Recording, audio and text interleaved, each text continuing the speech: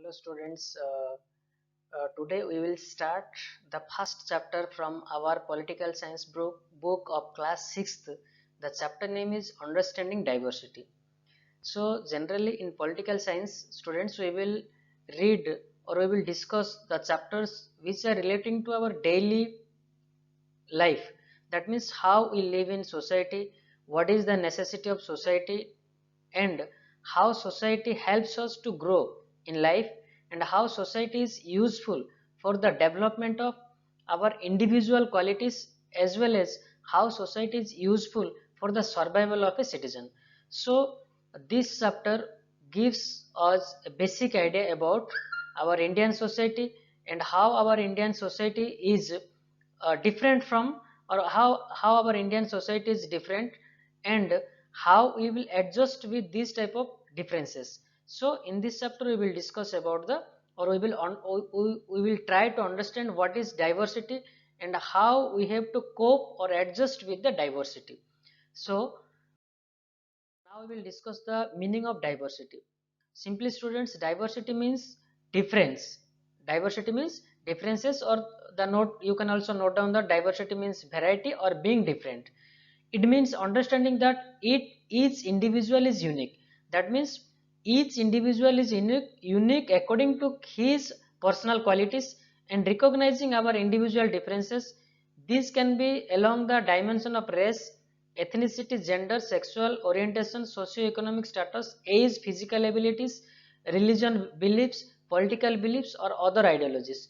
So you have to remember in this part that diversity means differences. Each and every individual is different from one another, as well as differences is there, or differences are visible on the basis of our dressing sense, our food habits, our economic status, our social status, our political status, and many more. So diversity simply means differences. We will discuss diversity in India. Generally, we know that India is a very large country. That means India is seventh largest country in the world according to its area, and second largest populated country in the world. So the people of India speak different languages, celebrate different festivals, and eat various type of foods. Generally, we know that people of each and every state are different from one another. That means people of one state, suppose the people of Andhra Pradesh speaking Telugu, the people of people of Odisha are speaking Odia. Similarly, in India there are 28 states and 9 union territories, and the people of each state and union territory are using different languages, different foods, different dress materials, and different. They also observe different festivals. So India is a country, or the people of India are not same. That means they are different from each other, but there is a similarity among the people, that is we all are Indians. Now there is a, difference, or to understand better the diversity process in India, two examples are given about two different regions. One is Ladakh, another is Kerala. Ladakh is a land with awesome physical features and is set an enormous and spectacular environment. Generally, Ladakh is the one of the beautiful place. It is surrounded by the world's mightiest mountain ranges, that is generally the Great Himalayan Mountain. So Ladakh is located in the Great Himalayan Mountain range. Another example is given about Kerala. Kerala is located in the south western part of India. It is surrounded by sea on one side and hills on the other sides. Now there is a clear differences is given in this paragraph. You have to note down important points from the paragraphs. After uh, reading the paragraph carefully, I will just give you an idea about what is written in this paragraph. Ladakh is a desert or snow desert in the mountains eastern part of Jammu and Kashmir, where very little agriculture is possible, because as it is as it is located in mountain ranges, it is very difficult to perform the agricultural activities in this part. uh, Region doesn't receive any rainfall, so rainfall is very scanty or limited in the Ladakh region. Covered with snow throughout the year, that means this area is covered with snow throughout the year. For drinking water, people depend on the melting snow. That means as there is no facility of drinking water, as it is located on a higher part of the higher part of earth or higher part of India, the drinking water facility is not available there. The people living in this region are depending on the melting snow water. For drinking water, people depend on melting snow during the summer.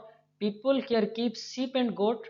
Goat produce Paschima wool. You have to remember that the people of this area are directly or indirectly related to the rearing of sheep and goat. Then the people of this area also eat meat and milk products like cheese, butter. Each family owns some goats, cows, and yak cows. Yak is one type of cow available, or we can find this type of cattle in the Ladakh region. Meanwhile, the place also attracted traders.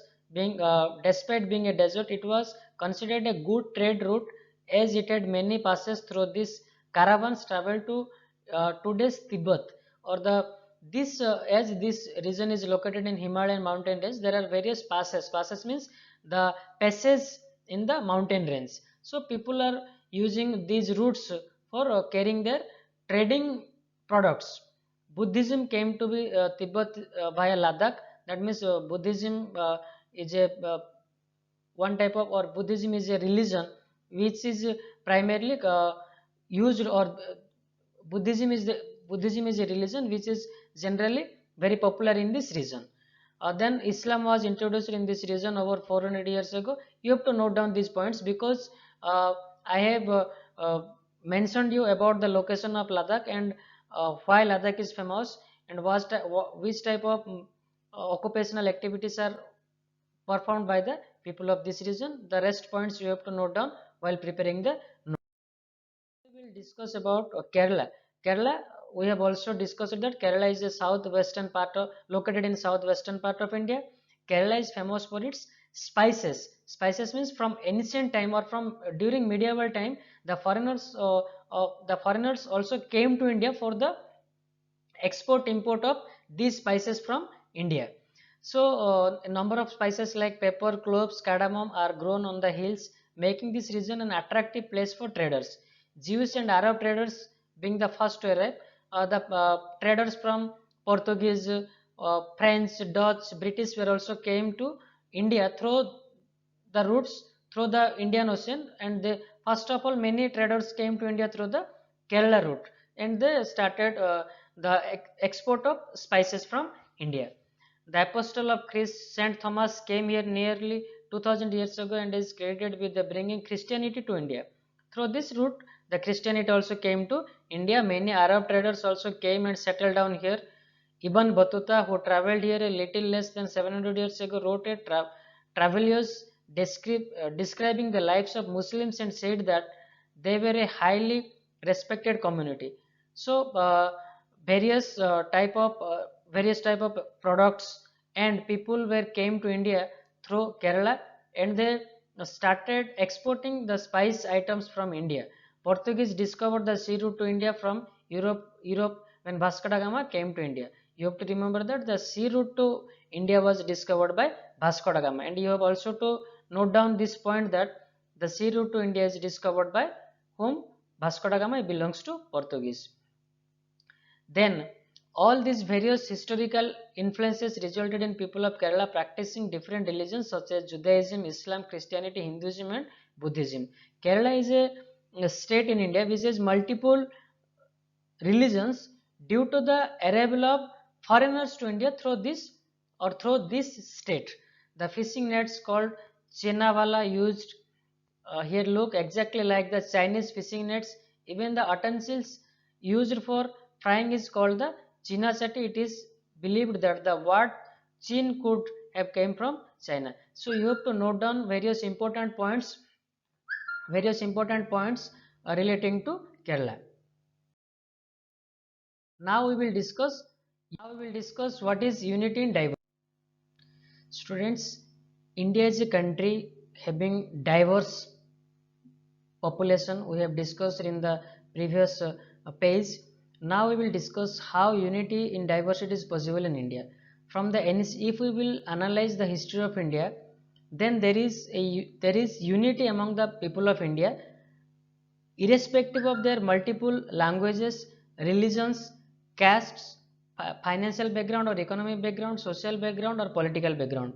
It gives a clear idea from the independence movement of India that India is a country having, irrespective of multiple religions, languages, and caste and other aspects, the people of India were also, the people of India are always standing tall or standing united during any type of odd situations, just like the independence movement. During independence movement, people from various backgrounds united themselves together to make India an independent country. It is not the work of any one person to bring independence to the country. So the independence movement will give you a clear idea about the unity and diversity. Generally, in nowadays during various type of festivals, we gets a clear idea about, or the festivals of India gives us a clear idea about the concept unity. Suppose, for example, during Diwali, it is celebrated by